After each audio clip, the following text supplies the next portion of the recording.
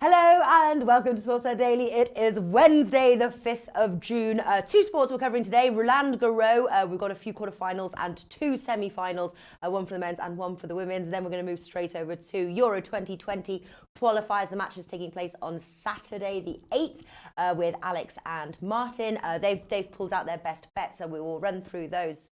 So we've got a lot to pack in. It's going to be 45 minutes about this show because Jimmy the Bag needs it at 1. So I said, I'll make my show short, unlike Monday's one, which was super long. But so let's start with Roland Garros, the French Open, introducing Well Kappa and Snice.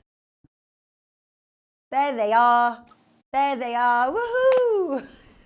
Yo. It's getting good. It's getting good. We've got an awesome semi-final in the men's there, Federer versus Nadal. But we will get to that. And like I said, we've got about 15 minutes that we can talk of the tennis. 15, 20 minutes.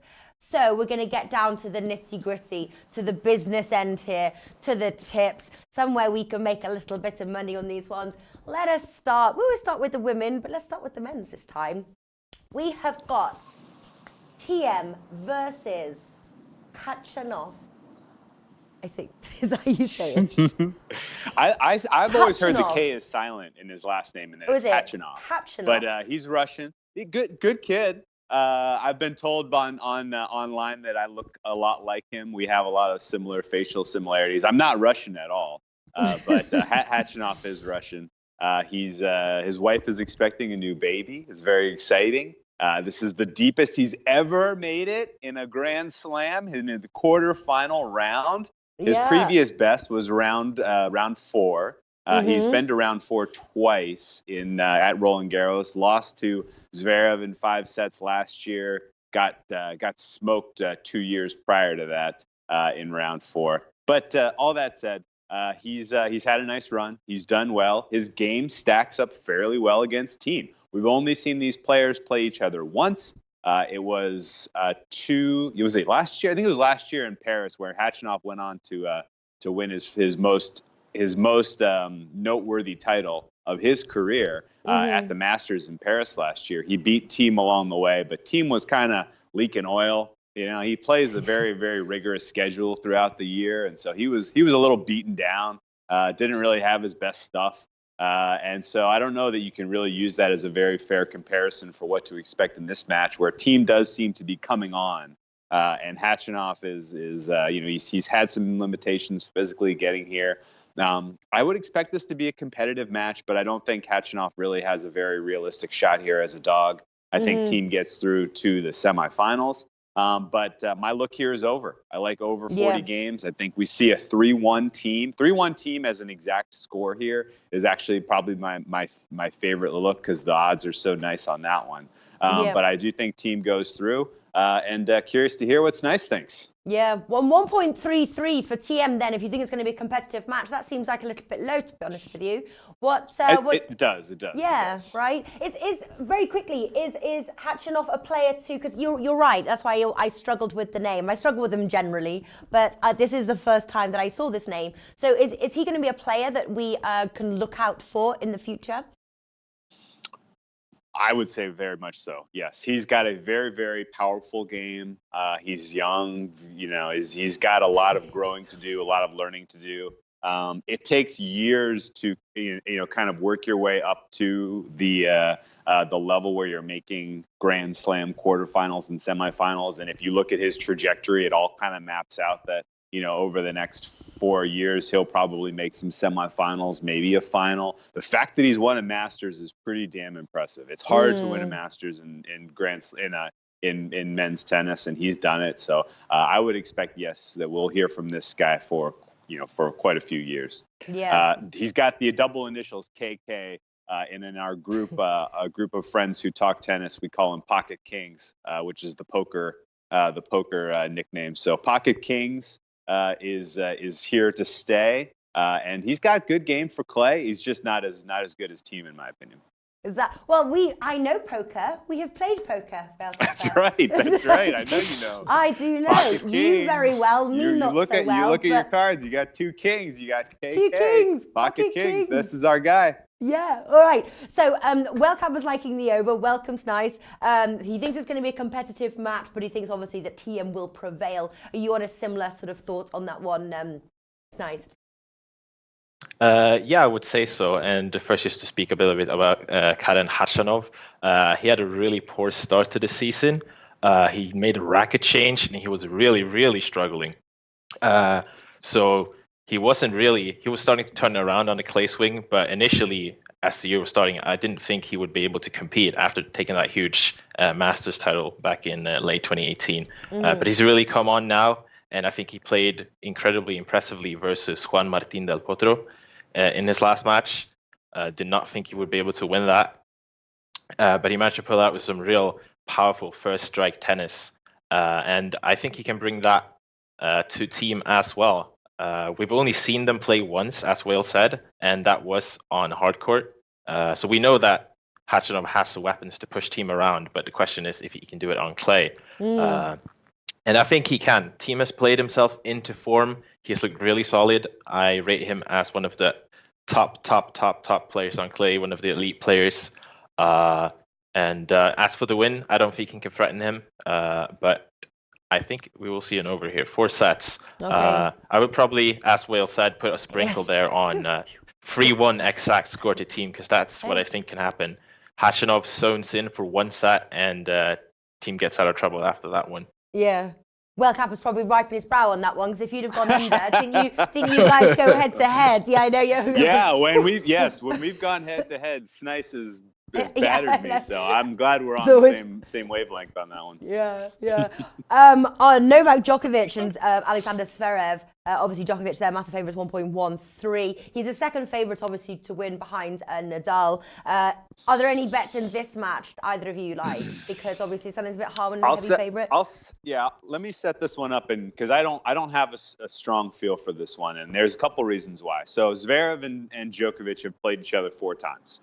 One of them on clay, the Rome Masters final last year, 2 years ago. I can't remember if it was last year or 2 years ago. Too much tennis now running kind of through my brain, I guess. But he's beaten him in the final of the Rome Masters, which was a very, very noteworthy and very, very big career moment for Zverev to win that title, beating Djokovic in the process. And he did it convincingly. It was an impressive match. That's the only kind of telltale we have for how these guys match up on clay. In that match, again, Djokovic wasn't quite up to the form that he is now. And I would say, the more interesting match was the Tour final last year, where Zverev won the biggest title of his career to that point, beating Djokovic in that final convincingly. And the wheels kind of fell off for Zverev after that match. Like, he was not the same player in 2019 that he was in 2018. He really has yet to come through with a very, an impressive win, an impressive performance at the tour level this year. And it all kind of fell apart after that match. I don't think that, so this is either like a continuation of his kind of lackluster 2019 campaign, or this is kind of, he closes the book and he does something awesome and kind of resets things on the back, kind of remembering like, oh yeah, like I can beat these guys, I can compete with these guys. I don't have to choke away every freaking time I have a lead in a best of 5 set. So one of those two things is going to happen here. If you look at the way the market has gone, it opens Zverev at about plus 400. And Djokovic has just gotten dumped on. I mean, people cannot wait to get to the window to bet Djokovic to win this thing. The line has completely tilted in favor of the Serb, and I don't know that I totally agree. I thought the opening line was pretty fair. So if you're into value betting and you like picking off value, there is some value on Zverev right now based on what his true price ought to be. I just am not sure I'm in the mindset that he can get it done. But again, I kind of like the over here. I think this should be competitive. It's funny that you've seen the market just in love with Djokovic winning, but you haven't really seen the totals move.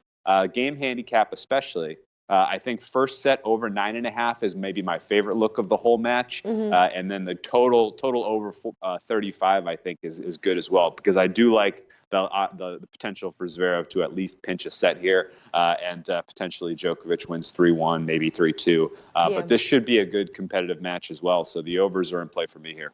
Okay, so another overs. And I agree as well with the summary of Zverev. He's looking very hot, sort of the player of the moment. He's taking a little bit of a dip, but maybe he will come back round and realise that he has the necessary weapons to win. What do you think there, Snice? Are you again on the overs, or are you going head-to-head with Wales? I would say I'm going to have to go head-to-head with Wales this one. I think that Zverev hasn't been anywhere near the top of his game this season. As Will said, he just kind of fell off a cliff. And I think he's being given too much credit here for defeating an errant Fabio Fognini in his last match. And Fognini had never been further in a Grand Slam. This is only Zverev's second Grand Slam quarterfinal ever. And the first one was when he came here last year. His Grand Slam struggles are well noted at this point. He's been hitting tons of unforced errors throughout the entire tournament and double faults at pressure moments. Just by my count here, he had 14 versus John Millman, a 2-0 game that he let slip and had to come through in 5. He had 14 versus Lajovic, again, a 2-0 lead. He let it slip and go 5 sets. And he had 12 double faults versus Fognini. And I think he wouldn't have won that match if Fognini didn't fall off after the first set, because he was kind of dominated there. Mm-hmm. I think he's been very passive. He hasn't been brave enough to push his forehand to actually hit through it. He's just been pushing it back into play. And another detail I've noticed is that he's struggled a bit on the second serve, and that's not a good news when you're going to face one of the world's best returners of all time. For example, he won only 37% of his second serve points versus Millman and 33% versus Lajovic. He's lacking a lot of velocity in general because he hits big, but it's only been averaging 98 miles per hour versus Fognini, for example. And I think Djokovic has clicked into gear here. He hasn't dropped his set yet. He came through a tricky player in Jan-Lennart Struff, who I thought would threaten him. And Zverev and Struff both have big hitting, powerful games, but Djokovic easily dismantled him in straight sets. Zverev is obviously a step up in quality. But one thing I've noticed here is with all the rain that's been coming in, the courts have slowed down considerably. I would say about 25 to 30%. And just as that gave Struff huge troubles, I think that will give Zverev troubles as well. So with the slower courts, I think Djokovic will out-hit Zverev in the rallies, wait for the unforced errors to come, be a bit of a wall, and I think he wins this in straight sets. So I bet that at 1.91 or minus 110. Yeah. He's making a very convincing argument, Whale. How are you feeling with that overs ticket? Yeah, I mean, that was my original read on this as well. But because, Zverev has been playing this base court game the whole tournament, and it's frustrating as hell because he can do so much better than that. He's got more competitiveness. He's got a better way to play. And if it clicks for him, he can be more competitive. If he settles for playing baseline against a player like Djokovic, he is absolutely toast. But I think he knows that. He's beaten Djokovic twice. He knows what it takes. He knows he has the shots in his arsenal to win key points against him. And really, I'm only counting on a couple of tie breaks or one set out of Zverev in order to get an over. And Djokovic hasn't played competitive tennis really. No one's really given him a test at all. I think it kind of would benefit him before he goes up against Thiem, before he goes up against Nadal, to have a little bit of a fight, to get into the mud a little bit. And so I don't know that you're going to see a ton of urgency on Djokovic's part to dispatch him quickly. I think it would actually kind of benefit him to play a little bit of a grudge match here. Granted, the schedule is compressing on the men's side because of these rain delays, and the weather does look suspect for the rest of the tournament. So that could change his motivations a little bit, I guess. But I think Zverev is going to be a formidable opponent for him, and he's you mentioned the Fognini match. Something clicked. There was one game where they played, I don't know what it was, like it felt like 50 points. And Zverev was defending his serve, and it was like, man, if he's broken here, he's going away, he's done. But he had the mental resiliency to fight through that, and that actually tilted things in his favor, and it went the other way. Fognini kind of quit after that. And so, I think there's a potential that things have clicked into place for him in that match, and that he is more competitive in this one. And the fact that he's beaten him, he beat him in the tour finals. That was his most, the biggest win of his career. I think that kind of confidence in his pocket lends it to a competitive match. Yeah. You want to talk about Fed Nadal? Right, yeah, well, listen, I'm looking at the time. We've got it's like 3 minutes. Okay, so let's do Rafa Nadal, and then on the women's side, throw in your bets. But we literally have, so you've got like a minute and a half each if you were to even it out. I'll give you 20 seconds. Okay, go. Nadal 3-0. That's all I need. Nadal 3-0. Minus 120. 3-0. Federer doesn't take a set he's off agreeing. Nadal. Snice is agreeing. No way.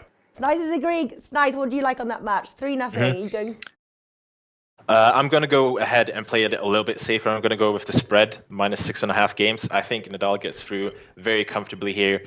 For example, he leads the head-to-head 23-15. He's 13-2 on clay, 5-0 at Roland Garros. Federer hasn't shown anything that I would say would be enough to threaten the king of clay in this match. The lefty topspin into his one-handed backhand has always been the moneymaker for Nadal. On the big sand pit that is Philippe Chatrier in the longer rallies, he doesn't have a chance. And with the slower courts now, with all the rain, it'll hurt his serve and volley chances and be able to pressure him at the net. So Nadal wins fairly comfortably here for me. There we go. Well, 2 plays on the similar page. All right, women's side. Snice, what do you like of the 3 matches? We've got 2 quarterfinals and 1 semi-final. What are your favourite bets? My favorite bet here is Simona Halep, minus 5.5 games. She's facing Amanda Anisimova. She's been very impressive here, but I don't think she has the pedigree required to take down Halep just yet. Apart from Sabalenka, which is a good matchup for her, she hasn't really faced anyone here. And she hasn't had to battle back from adversity the way Halep has had to do. To beat a player like Halep on clay, you have to have impeccable first strike tennis, and while Anisimova has nothing to lose here and can come up firing over best of 3 sets, I don't think she has enough to dethrone Halep here. So I think Halep gets it out with a decent margin in the end. All right, fantastic stuff. And obviously, if you want more plays, Snice is documenting them all on Twitter at SniceMaster. All right, at SniceMaster. Remember, yes, I've got so many Twitter handles to remember. Whale Kappa, what's your favourite play on the women's side, the 2 quarterfinals and the semi-final? I like that look, but I'm not betting any more of the women's tennis. Sloane Stephens disappointed me. That was just crushing. Osaka disappointed me. I keep getting let down here by the women in this match. I'm clutching my Halep to win the title ticket. At this point, that is like my only hope to get back into the black. On the women's side for this whole tournament. So hopefully she gets through and doesn't let me down. Come on, Simona, get the title. Defend your Roland Garros title. That's basically my last hope to get into the plus money on the women's side of the tournament at this point. So Konta has just been taking money from my pocket. I just can't get a read on how she's playing this well in these moments, in this stage. Biggest first ever. So many things are first for her in this, and she's handling it all with such incredible poise and power and first strike tennis. It's impressive to watch.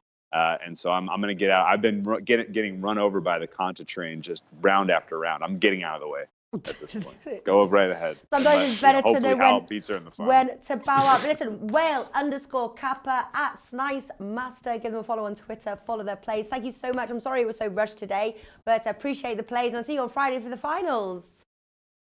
Indeed. Always fun, Natalie. Best of luck. Take care. Cheers. Thank you. Bye-bye. Whew, we're in time. All right, so roll on. Euro 2020 qualifiers. We're looking at Saturday matches. What happens is the boys send me over. Today's guest will be Alex from Need for Tips and Martin Green. And so they send me the matches beforehand, what they want to cover. And so I don't know what their tips are or anything. Hello. And they send me their tips. And so I'm just going to find out, like you guys watching, what they are going for. Alex from Need for Tips, Martin Green, welcome to the show. Hey, what's up? Good. I'm standing on the gas here because we've got to be finished 15 minutes early than we normally do. Jimmy asked me if he could take, he's got some show or some special thing that he's recording. I said, sure. So we're going to crack on really, really quickly. I'm very, very excited. Obviously, the games kick off on Friday. We've already done Friday's matches. So look on the playlist, go find it, or go on to oddsmarket.com and they'll be there too. All right, so let us crack on. Belarus versus Germany. Alex is in this one playing this one, and it is Group C. Germany 1.22, draw 7.5. Belarus 16. Belarus bottom there. Germany though they're in second place. And they beat Netherlands 3-2 on the road. There's a couple of tips actually that I like for this match. But Alex, what are you going for?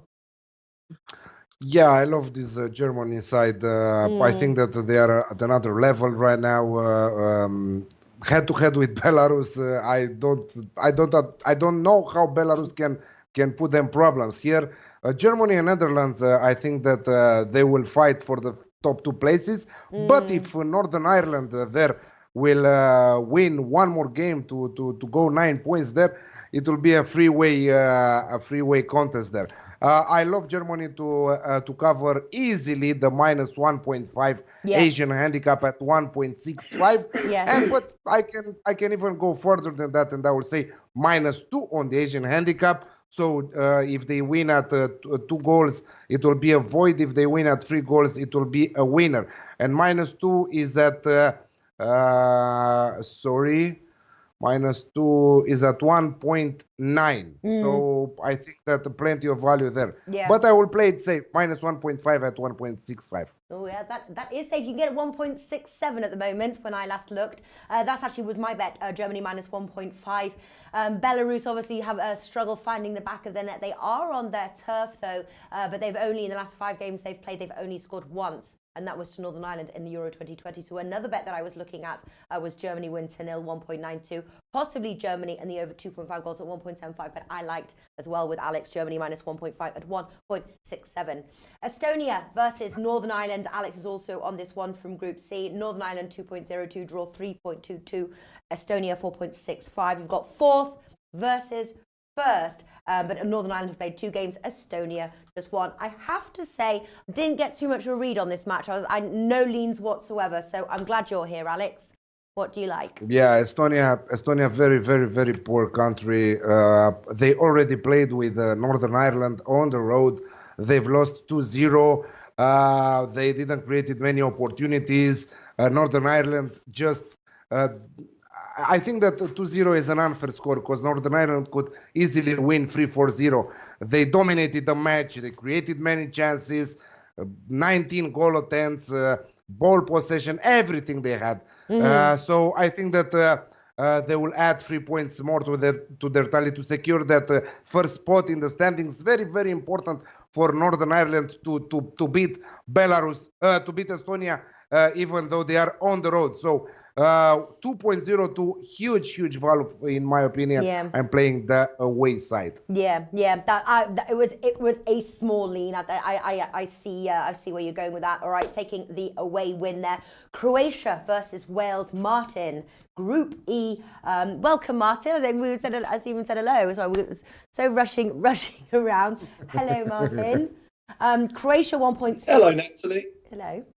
Draw 4 and Wales 6.5. I have to say, for any ACCA filler, stick that Croatia win in. I even think there's a smidge of value for the Croatia win, to be honest with you, 1.63. Runners up in the World Cup. Definitely liking Croatia at home. I think it's very hard to look past that. Were you able to find any more value? Yeah, I think just give them a little bit of an Asian handicap for more value in this game. It's an interesting clash between Real Madrid teammates Gareth Bale and Luka Modric, and I think Modric's Croatia will come out on top in this one.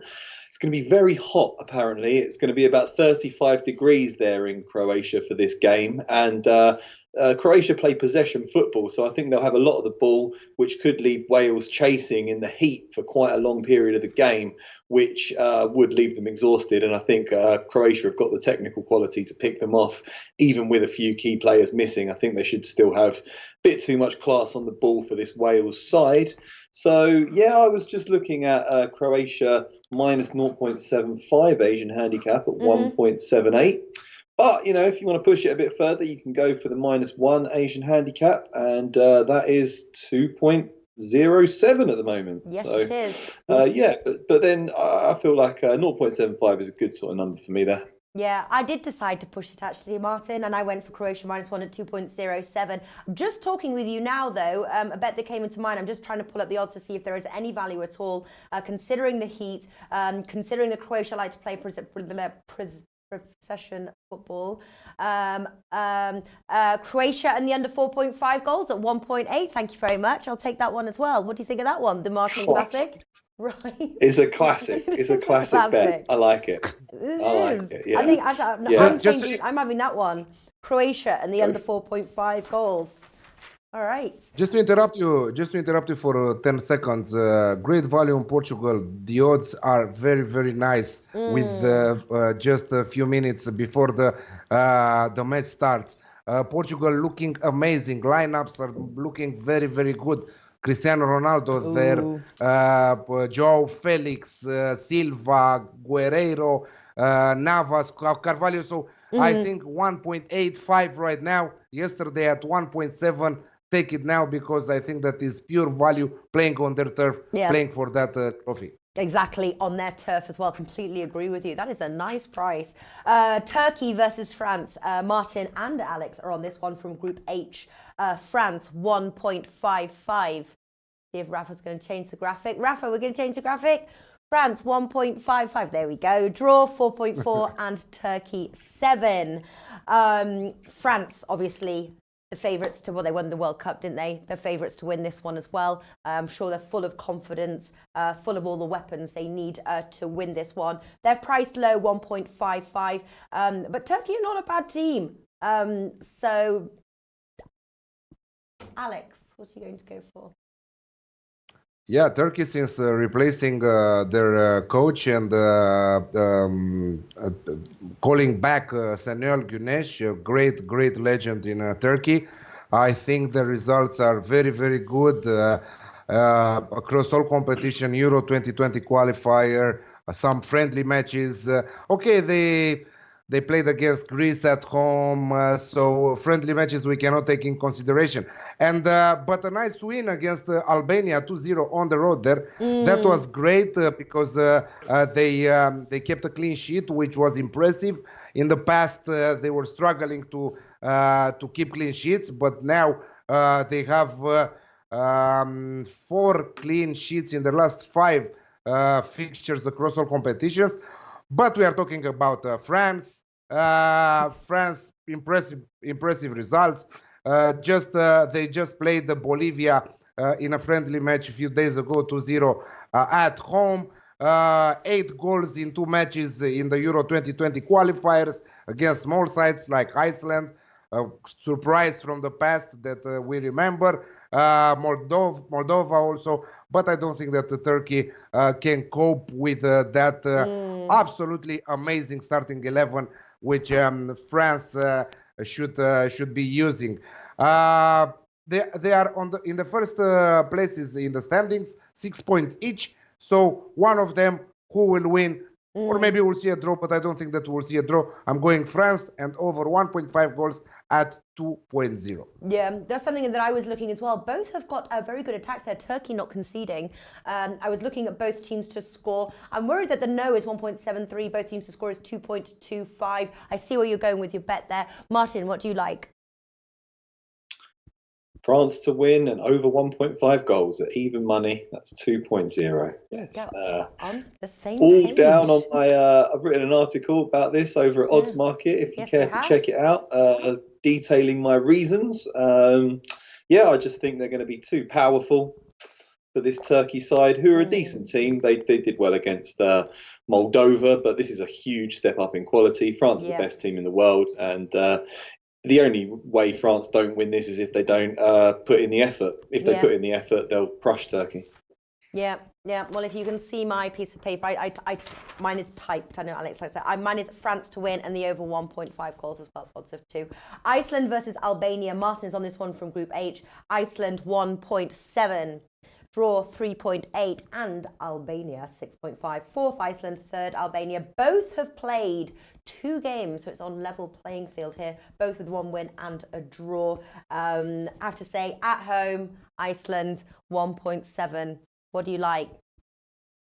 Yeah, I think that's a good price on Iceland. They've generated a lot of media coverage in recent years. They knocked England out of Euro 2016. They became the smallest country to ever qualify for the last World Cup. They've acquitted themselves very well over the last few years. But yeah, things have gone a little bit off the boil recently for them. So this is a great opportunity to get things back on track on home turf against the Albania side that aren't exactly a footballing powerhouse. So I think this is a really good opportunity for Iceland to return to winning ways. And 1.7 looks good to me. So I'm going to go for that. Look good to me too, Martin. I'm also on that one, the Iceland win. Finland versus Bosnia and Herzegovina. Alex from Group J, Bosnia and Herzegovina 2.6. Finland 3 and the draw 3.3. Quite like this Bosnia and Herzegovina side. They are on the road though, 2.6. I'm leaning towards Bosnia on this one. I wanted obviously to hear what you were going for, Alex. Possibly a Bosnia draw no bet at 1.8. What do you like? Exactly that. Bosnia with draw no bet at 1.8. Yes, Finland are a decent side. Yes, they went to beat Armenia on the road 2-0. But they struggle against big names. Bosnia have great squad there. World-class players playing in the top 5 European leagues there at great teams. And I think that they will go there to win. They failed to win at home against Greece. So I think that right now, because they went to 0 at halftime against Greece, and they failed to maintain that 2-goal lead, conceding 2 goals in the second half, 1 in the last minutes of the game. So I think that they will go in Finland to win this match and to climb the standings there, because they are equal on points with Greece with 4 points each. But first, Italy with 6 in that group. We will talk about that match later on. But Bosnia with the draw no bet for me at 1.8, yes. There we go, 1.8. Bosnia and Herzegovina draw no bet. Wonderful. Final match here, Greece versus Italy. And then I'll ask both Martin and Alex just to recap their bets for you guys at home watching, if you do want to write them down if you missed any. So Greece versus Italy, Martin and Alex, Group J, Italy 1.97, draw 3.32, and Greece 4.6. I don't know. This was a tough one. Greece can just be quite deadly on their turf. The obvious play I would say, for me, I would say Italy, but I don't know. I get scared with Greece at home. So I'm actually going to stay with this unless I feel convinced. Martin, what are you going for? I'm going to take a punt on Italy to win this one at evens, 2.0. So you double your money on it. I think that's worth the risk. I'm basing it on the strength that's within their squad. It's a huge rebuilding process now for Roberto Mancini. They failed to reach the last World Cup, and a bunch of key players retired. And they look like they might be sort of a team that's down on its luck. But if you actually look at the quality within the squad, they've got really good players in every position. They've got an excellent blend of youth and experience. We've all seen Moise Kean really thriving for Juventus this season. Marco Verratti is still a very good player in midfield. And then they can still call upon the experienced players like Chiellini and Bonucci from Juventus. So, and they're very, very good going forwards. Immobile, Insigne, Quagliarella. We've seen these players lighting up Serie A over the past few years. Greece are more than the sum of their parts. They're a good team. They're stubborn defensively. They often grind out good results. But just based on the huge gulf in quality between these two sides, I'm going to go for Italy to win it, particularly as it would be a big win for Roberto Mancini at the start of his role there. So, I think that looks like a good price to me. I like that bet. Yeah. Top of the group. 8 scored, 0 conceded there. I'm wondering goals as well. Both teams to score something like that. But Alex, what are you liking? I'm not sure if I would play goals, because Greece love to play it tight. They love to defend very good and not to concede goals. But as Martin said, Italy are very, very good right now after failing to qualify at the World Cup last year. But they have also Jorginho, who just won a Europa League with Chelsea there. They have also Bernardeschi in the attack. So they have a great, great squad. Even some players from the bench can put huge problems like El Shaarawy, like Fabio Quagliarella, because I don't think that Fabio Quagliarella, despite being the Serie A top scorer this season, will start this match. But who knows? I think that Immobile will do it. Yeah, at even money, always will take Italy against Greece. There you go. There you go. They end united. All right, wonderful stuff. Okay, Alex, start us off. What are your tips that you have presented today? And do you have a favourite if somebody just wanted to bet one? I love Northern Ireland on the road against Estonia at 1.95. Bosnia with draw no bet at 1.77. Germany minus 1.5 on the Asian handicap at 1.65, which is also my favorite bet. Italy at even money, and France and over 1.5 goals at even money. But I also like, now that I was looking, Belgium against Kazakhstan minus 1.5 on the Asian handicap at halftime at even money. Ooh, you threw in a curveball. All right, wonderful stuff. Martin, what do you got? What do you like? I like Italy to win at even money against Greece, and even money again for France and the over 1.5 goals against Turkey. Iceland at just 1.7 to pick up a home win against Albania. And looking forward to this Croatia v Wales game. Going to give Croatia minus 0.75 Asian handicap and get odds of 1.78 on that. I like all of them, to be honest. If I had to pick a favourite, I think France to win away at Turkey. You know, they're by far the better team. They the only reason they don't win this by a couple of goals is if they don't put enough effort in, and that's up to the coach to get them motivated. So I think they should go there and win that one. Yeah. I'm liking Germany minus 1.5 at 1.67. I love Croatia minus 1 at 2.07, and the one that just came to me, the Croatia and the under 4.5 goals at 1.8. I like France to win in the over 1.5 goals, odds of 2. And I like the Iceland win at 1.70 and Bosnia draw no bet at 1.85. All right, boys, best of luck. And I'll see you soon. Head on over, oddsmarket.com. We have a football content page full of tips from these boys and other great tipsters as well. So go check it out. Thank you very much for watching. Best of luck with your bets. Martin, Alex, I'll see you soon. Best of luck. Thank you for having us.